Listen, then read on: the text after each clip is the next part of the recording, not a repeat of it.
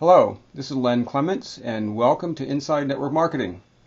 This is actually going to be part 5 of what I've been calling a 4-part series dealing with the legalities of network marketing and what defines legal and illegal activity in this space. And I thought, you know what, there's another major segment here I should probably include on this, which is what we can and can't say about our products and also about our income. Product claims and income claims are a major concern, I know, by a lot of regulators, and I think that there should probably be a couple of more parts onto this. So this section is going to be dealing specifically with product claims, primarily with health and nutrition products, because they are the ones that tend to have the most controversial claims about them and the most risky claims. So we'll define about kind of what you can and can't say about dietary supplements, and this is probably going to be a little upsetting for a lot of you, because I know that's most of you out there. You're dealing with health and nutrition products in this business. That's the most popular niche. And it's going to be a little shocking when you find out what you can and can't say about these products, because you probably didn't know, and certainly the companies don't seem to be too keen on letting their distributors know, because the more crazy claims they can make about their products, the more they sell. So just remember as I get into this that I'm just the messenger. I'm not saying this is right or the way it should be. It's just the way it is. So if someone changes the rules, we've got to play by them. And here's what they are. The FDA and the FTC, both of them are involved with this, not just the FDA. And I'll delineate between the two of them in just a moment. But they both require that marketers of dietary supplements cannot make any type of claim, directly or indirectly, or even imply that their product treats, cures, mitigates, diagnoses, prevents, or in any way improves a disease or any type of medical condition. They generally define a disease as a dis-ease. All right? Baldness, for example. The FDA considers baldness a disease. It's a medical condition. If your product says that it treats baldness or prevents baldness, it is making a medical claim in violation of FDA statutes. So a lot of companies, they might think they're being clever by saying little coy things like, well, we're not saying our product treats baldness, but and this is an actual example a company used a few years ago. They said it creates hair-raising results, wink, wink. Well, what the FTC goes by, this is their language, is the net impression of the claim. The FDA will say they go by the implied claim. So it doesn't have to be overt. Okay, if you say anything that even suggests a benefit to that disease, they can go after you. And in fact, they went after this company for all their little clever indirect claims about treating baldness. So, for example, there's some warning letters you can actually look up at the FDA's website, fda.gov, where they define what the claims are that they went after. There's a document called Dietary Supplements: An Advertising Guide for Industry, which the FDA has put together. Actually, that's the FTC. They're the ones that created that. And there's a link to it right below here on this video. And it gives you all the guidance that you need to know about what you can and can't say about dietary supplements. The FDA has also got some great guidance too, which I'll link to down below. But this is where they'll tell you that, the examples of the claims they go after. For example, there was one, I remember, is an image of a guy thumbing his nose like this at a cartoon character of a flu bug. What's the implication there? Well, that it somehow treats, prevents the flu. That's a disease, that's a medical condition. And they got a warning letter for that. Cardiologists recommend our product. Got a warning letter for that, because what's the net impression of the claim? It must do something for heart disease. Otherwise, why would cardiologists be recommending it? The cancer stimulates cancer-fighting cells. We're not saying our product cures cancer, but there's a substance in here that will stimulate your body's own cancer-fighting cells. Well, again, obviously the implication is you take our product and it'll fight cancer in some way, directly or indirectly. That's the net impression. They got a warning letter. Even the before and after shots. There was one I remember. This wasn't an MLM company, but a few years ago, there was a woman with a walker, kind of just shuffling along. Then the next shot showed her on the dance floor dancing with her husband. They got a warning letter for that because the implication was, well, it must treat some kind of debilitating disease, osteoporosis or arthritis or osteoarthritis, something like that. So again, that was the impression, right? That was the implication. So it doesn't have to be direct. You may remember Sea Silver a few years ago was a company that got shut down because they got a warning letter from the FDA. They didn't heed it, and they kept making the claims. Usually the FDA, you're kind of like under a two-strike rule. You get a warning letter, that means you've got 10 days to fix it. And you fix it, you're fine. There's nothing wrong with that. Now, you don't fix it, second time around, usually guys with guns barge through the front door of your home office and send all the employees home and pack up your products and literally drive tractors over it in a big pit. That's actually happened before. So yeah, you don't want to ignore the warning letter. Well, one of the claims they got Sea Silver on, and there was a variety of them, but one of them was this one: balances blood sugar. Now, how is balances blood sugar a disease treatment claim?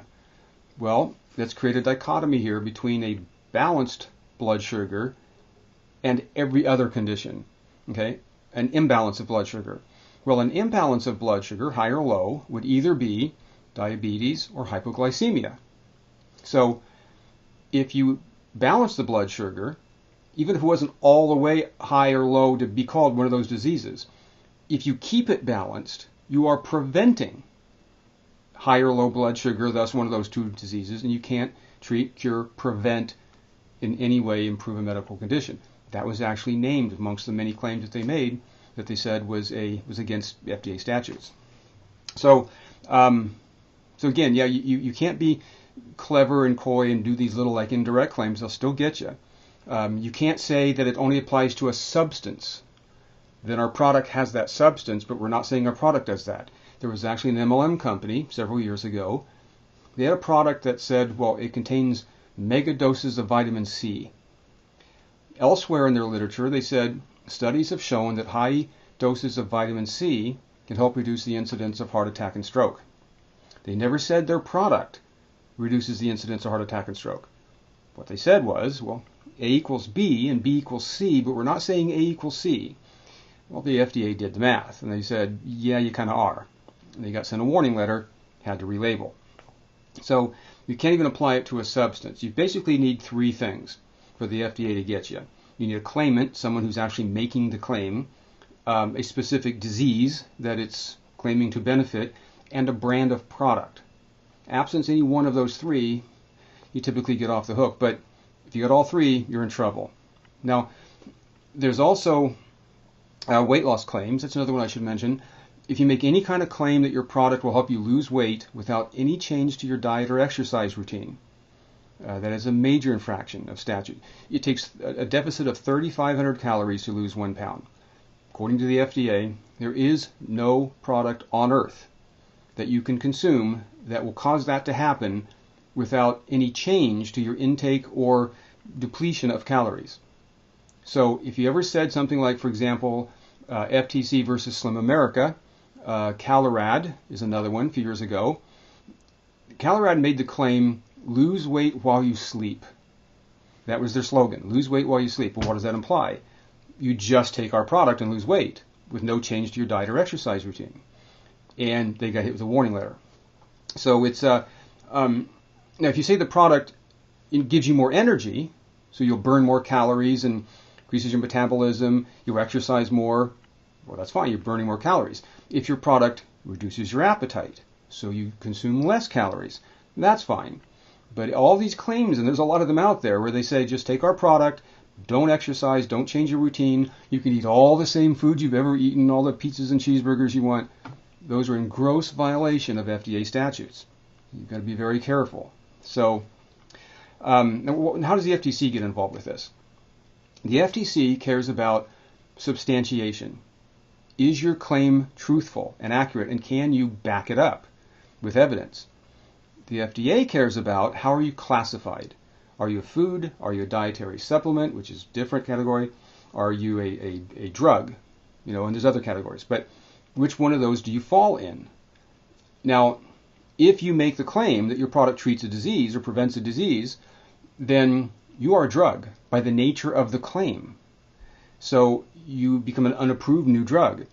And you can't make that claim unless you do all the same things that Merck and Pfizer and all the pharmaceutical companies have to do to make that claim, which is to go through phase 1, phase 2, phase 3 clinical trials with double-blinded, placebo-controlled studies, starting with, in the test tube all the way up to thousands of humans, which takes millions of dollars and many years to make a single medical claim.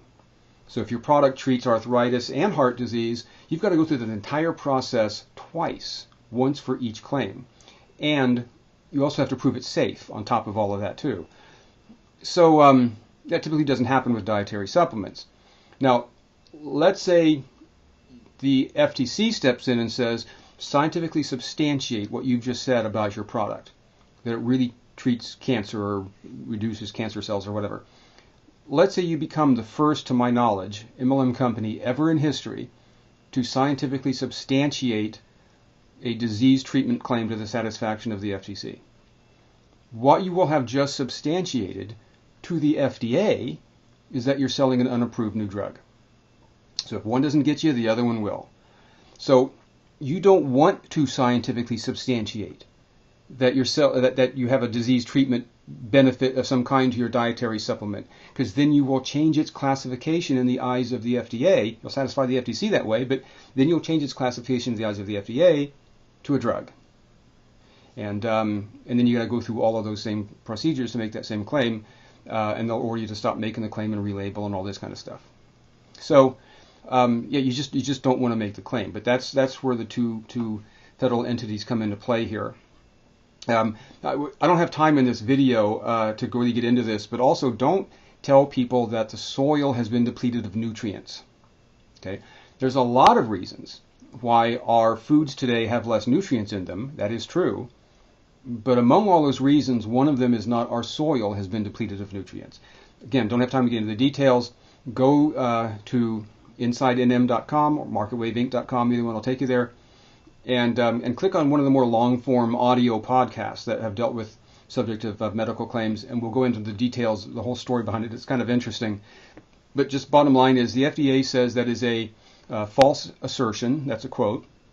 And I'm still quoting, pervasive economic fraud. That's what they say about this claim the soil has been depleted of nutrients. So again, check out the earlier podcast and get more information about that. Third-party claims.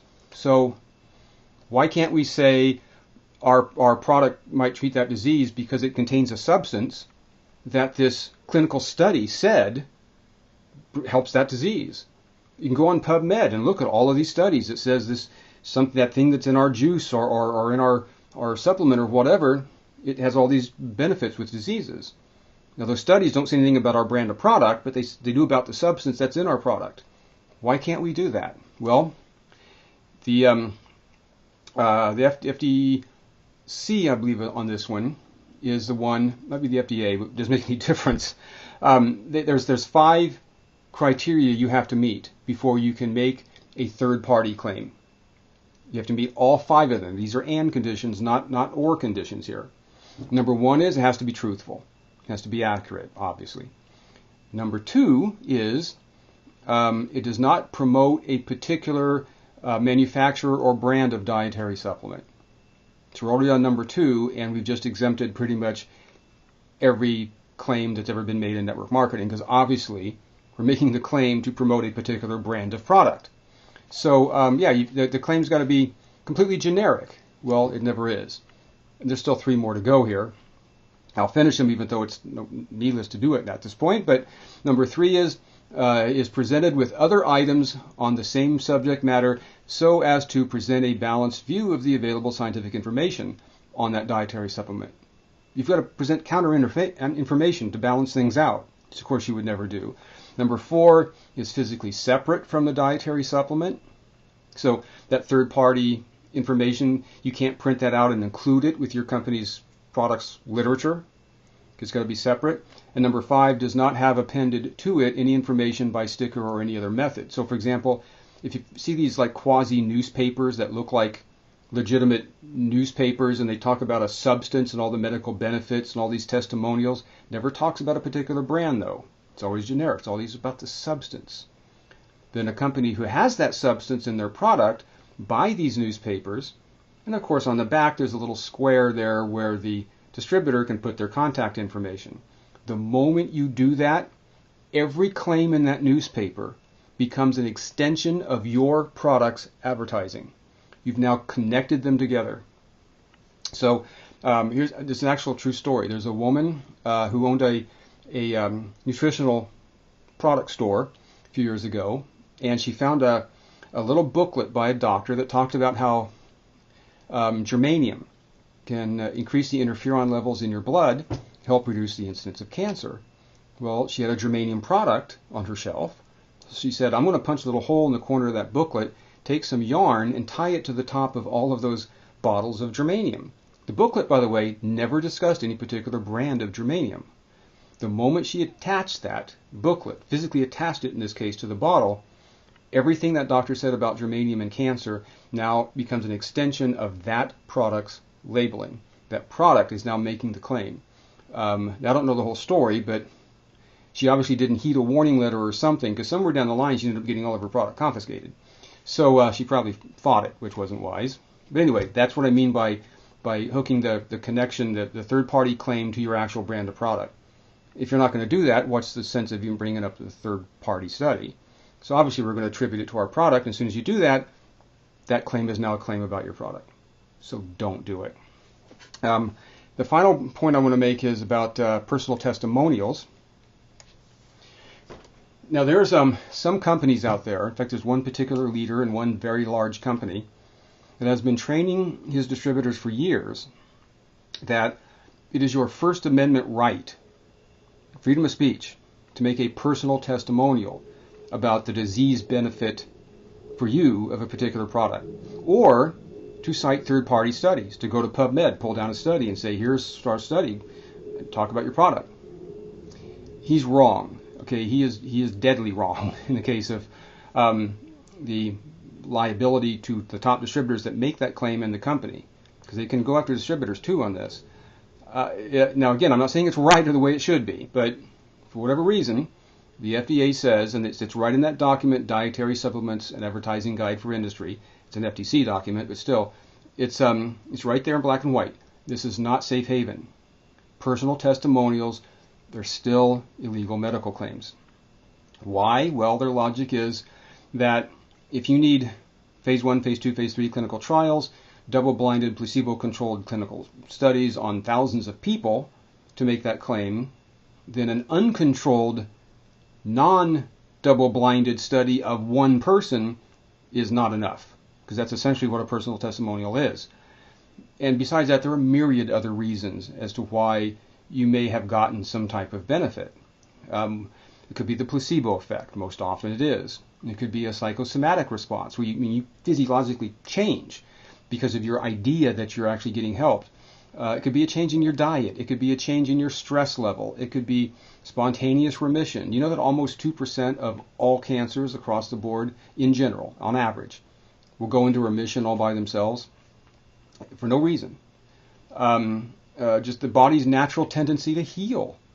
There's all kinds of things that could cause something like this to the symptoms to go away without necessarily being that product you just took. You believe it is, but you don't know that it is. You don't know that it is until you do double-blinded, placebo-controlled clinical trials. Double-blinded means the subject taking the medication or the supplement doesn't know if they're getting a placebo or the real thing. They all think they're getting the real thing. Or the person administering the study, the doctor, when they give them one or the other, they don't even know which one they're giving them. That's what they mean by double-blinded. So there's no researcher bias, even subconsciously. So now another possibility, the product worked. The juice, the dietary supplement, whatever, maybe it actually worked. Absolutely, that is one possibility amongst all of these others, and we don't know for sure which one it is without all of these types of controlled studies. So personal testimonials are out. They're not safe. Do not make them. Okay? They're still going to be considered medical claims, even if they're about your own personal experience. Big Brother is watching. A few years ago, the FTC and FDA did a joint venture called Operation Cure All, where they actually hired people to just peruse the internet all day looking for marketers of dietary supplements making medical claims. There are some things we can say. I don't have time in this video. We'll do this in more long-form podcast later, but just know there are structure function claims that we can make. If you want information about what that is, or some of the ideas of what you can say, go to the tiny URL link right below. I'll take you right to a site on the FDA's website talking about what structure function claims are and all the things that you can say about dietary supplements. There are a few, I think there's 12 or 13 specifically approved claims, like, vitamin C can prevent scurvy, the obvious stuff. But in general, and there are exceptions to this, but I actually had some contacts at the FDA Washington office at one time. There were two people I knew there. Never forget their names, Bob and Carol. You boomers will remember the movie Bob, Carol, Ted, and Alice. So I always remember their names, Bob and Carol. And I think it was Carol, actually, that told me this one time. And again, she emphasized there are exceptions. This isn't 100%. But in general, you can say something improves a positive condition, but you can never say it diminishes or eliminates or prevents a negative condition. For example, you can say help support cartilage and joint function. That would be what they call a structure function claim. But you can't say it eliminates joint pain or cures arthritis. You can say improves or increases a sense of well-being, but you can't say treats depression. You can say gives you more energy, but you can't say treats chronic fatigue. You can say improves memory, but you can't say treats Alzheimer's. See what I mean? Now, again, there's even exceptions to this, but for sure, you can never say reduces or eliminates the negative condition. But generally, as long as you don't include the name of a disease, you can say it improves a positive condition. But just to be safe, kind of in closing here, here's what I'd recommend you do. Use the same approach that Alka-Seltzer did back in the late 70s. Again, you boomers will probably remember this. This commercial campaign on TV was very successful. The tagline was, which is almost kind of like a catchphrase back in the day, all the person in the commercial would say is, try it, you'll like it. Right? Honey, you've got, acid indigestion, upset stomach, get some Alka-Seltzer. Try it, you'll like it. Well, if your products work, so will that approach. Just get the product, get it to your prospect, put it on or in their body, and it works or it doesn't work. It's that simple. And you know what? If it works, they're going to keep buying it no matter how much it costs. If it doesn't work, they're not going to buy it. Okay? I don't care what the backstory is. I don't care about, what spores from space that came down and created the plant, or how many thousands of years ago these natives were living to be 120 years old, blah, blah, blah, blah, blah. What happens on a molecular level in your body, none of that stuff matters. If the product works, they'll keep buying it. If it doesn't work, they won't. Get the product, give them a sample, and just say, try it, you'll like it. Now, if your product doesn't work, obviously that won't work, but maybe you should pick another company. But anyway, a lot of products work, so will that approach.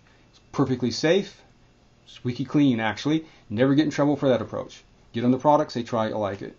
If your products work, you got a perfect pitch.